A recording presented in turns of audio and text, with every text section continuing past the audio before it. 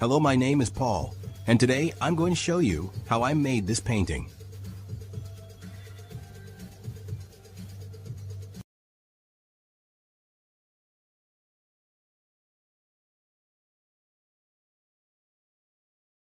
Please like and subscribe to my channel for more content.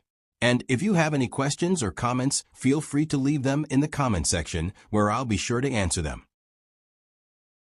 Okay, so let's start at the very beginning with your painting surface. I like to paint on wood. Everything I show you can be done on canvas, and that's fine, but my personal preference is wood. And wood has to be primed, so here I am priming the wood. Very exciting. I'm just brushing this on with an old brush I'll throw away afterwards. I prefer to prime wood with traditional alcohol-based shellac. Any primer, though, would probably be okay. So the reason I like boards is they're more sturdy than canvas, and wood can be painted over indefinitely until you get the painting you want. Even after the paint has dried and I've decided I don't like it, I can sand it back and start all over again. Also, wood is best if you plan on using a heavy top coat, such as epoxy resin, which gives your artwork a shiny and hard as glass surface, as you can see from these examples. We'll get into epoxy in another video. So this wood panel is on my favorite size for paint pouring, 12 by 24 inches. And typically that'll cost you about $20, so it's a bit more expensive than canvas. These days, for $20, you can get a whole box of cheap canvases, which is fine, but like I said, I prefer wood. Now, where were we? Oh right, fluid art. How to do fluid art and shit like that. First, we need a quick discussion about paint. I realize I may be repeating some basics that you've heard from the many fluid art videos there are out there. However, you've never heard it from me, and I'm better than everybody else. Okay, so start with a good quality paint and don't use cheap craft paints. Unless you want to, and then there's nothing I can do about it. But for now, just do what I say, and your life will be so much easier, and everything will be perfect, forever. I've been using a lot of Arteza paint lately. Liquitex is also very good. Now let's discuss Floetrol. Buy this. Buy the gallon. It's the medium we mix the paint in. When I get the Floetrol, I do two things. I pass it through a strainer to get out all the stringy lumps that settle inside the container over time. And two, I dilute the Floetrol with water by 20%. Okay, now we're done talking about Floetrol. That was boring.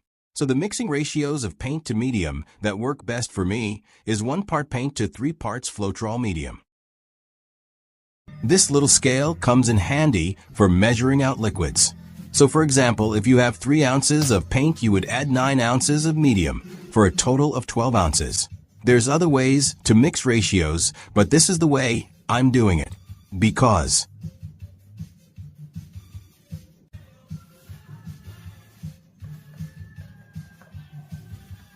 I seem to like to measure out the volume of paint going into my pour using these little Dixie cups. 7 or 8 of them will fill up the 16-ounce cup we're going to use for the pour. So using these Dixie cups for this particular pour, I use a very small amount of silicone oil in the paint. I'll put 1 small drop in half of them. Stir it up, just a little, not too much.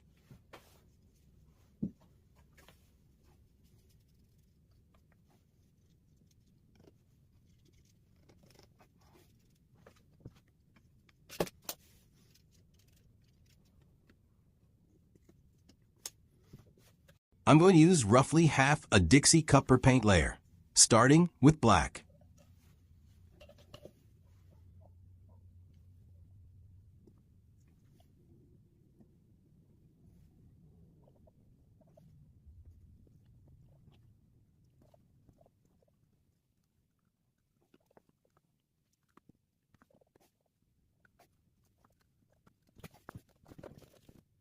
Go to put on a little paint randomly to make the board more slippery, so to speak.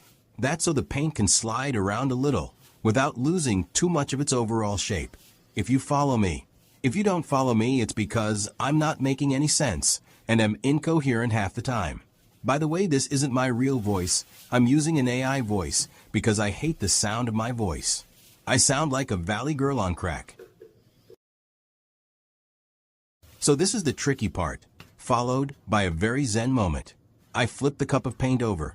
Sometimes I use a piece of sturdy paper like this and turn it over trying to disturb it as little as possible, and then I put onto far end of the board, thusly.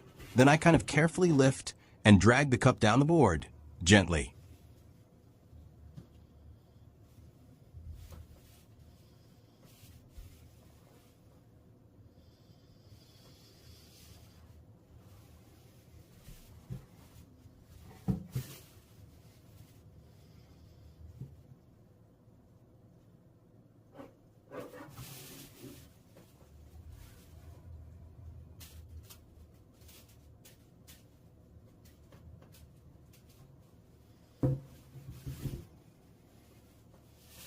Let's watch that again in slow motion for no particular reason.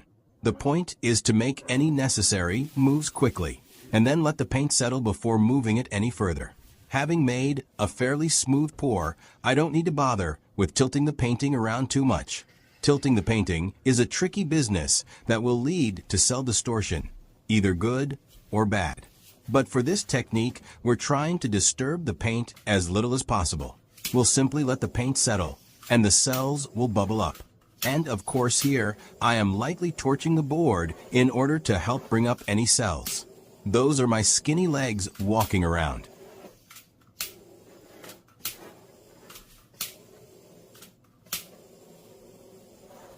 This painting was top-coated with epoxy resin, which makes the surface very hard and shiny. And I have another short video detailing that process. Thank you for watching this video. If you like it, please subscribe, hit the like button, leave a comment. Stay tuned, drop in, drop out. Stop by, and get turned on.